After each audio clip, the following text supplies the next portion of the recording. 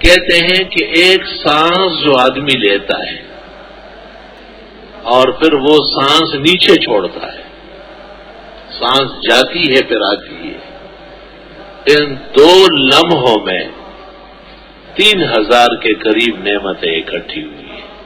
اطباء اور حکماء کہتے ہیں پتہ تب چلے گا جب آپ کو خیال ہو جائے کہ اب سانس لے نہیں سکتا، سانس جو نیچے گئی تو اوپر نہیں آ رہی اور جو اوپر آ رہی ہے وہ نیچے نہیں جا رہی۔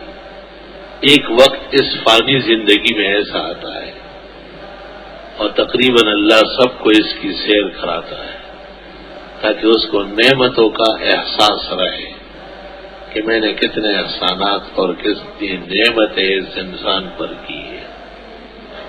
وَإِن تَعُدُّوا نِعْمَتَ اللَّهِ لَا تُحْصُوهَا، اللہ تعالیٰ کی نعمت ہے، اگر تم گننا چاہو تو گن ہی نہیں سکتے۔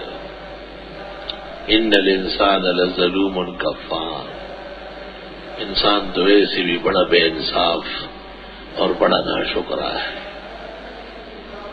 طبیعت میں ناشکری زیادہ ہے۔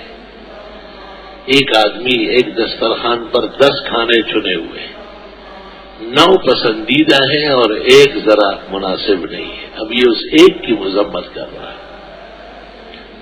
یہ نہیں کہتا ہے کہ اگر 9 خراب ہو اور ایک صحیح ہو تو بھی شکر کرنا چاہیے، اگر 10 کے 10 خراب ہو تو آپ کون سا آسمان گرا دیں گے، کون سی زمین پھاڑ دیں گے آپ؟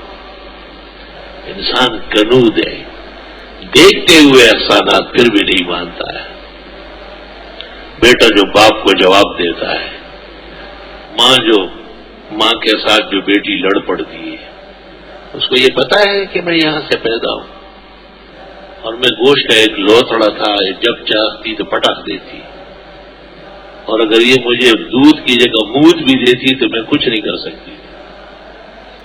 یہ مستنڈا بیٹا جو باپ کو کہتے ہیں آپ جانتے ہی نہیں، آپ کو کچھ پتہ ہی نہیں ہے، اس کو پتہ ہے کہ میں نطفے کا ایک ٹپک ہوں۔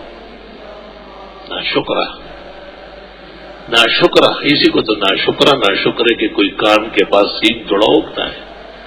یہی ہے جو اپنے منعم اور محسن کو بالکل نہیں پہچانتا، اور زیادہ تر یہ اپنے منعم اور محسن کو ہی نظر انداز کرتا ہے۔ افسوس کی بات تو یہ ہے، توبہ توبہ۔ یہ میں نے مثالیں قائم کی تاکہ آپ کو اندازہ ہو جائے اور آپ اپنی زندگی پر بھی نظر ڈالیں کہ آپ میں احسان کا کتنا ملغم ہو